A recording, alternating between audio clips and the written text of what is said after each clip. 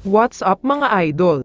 Rain or Shine Import, may sinabi kina JB at Scotty.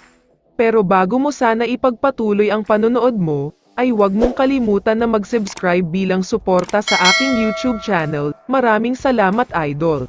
Blowout games ang nangyari sa Wednesday doubleheader, dahil sa first game ay isang major upset ang nangyari, dahil tinalo ng Terra Firma ang pinakamainit na team sa PBA.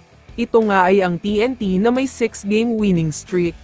Ayon sa Terra Firma coach, mukhang nakuha na daw nila ang tamang timpla at combination, at umaasa silang magpapatuloy ito sa Philippine Cup, lalo pat malakas daw ang lineup nila kapag wala ng import na kasali.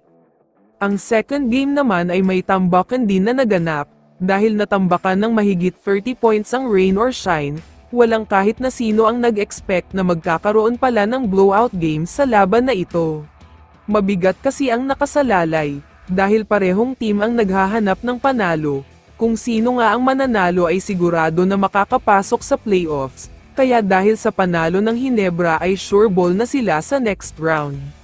Si Scotty Thompson ang bumuhat para sa Hinebra, dahil simula pa lang ay mainit na ang opensa niya, pero bigla pang sumabay dyan ang playmaking ability niya. Kapag nasa loob siya ng court ay sobrang ganda ang laro nila. May isang part nga na inilabas siya sandali at ipinasok si Abarrientos, pero walang nagawa si RJ kundi back-to-back turnovers. Nahabol ang kalamangan nila dito, pero noong ibinalik si Scotty ay biglang lumobo na ang kalamangan.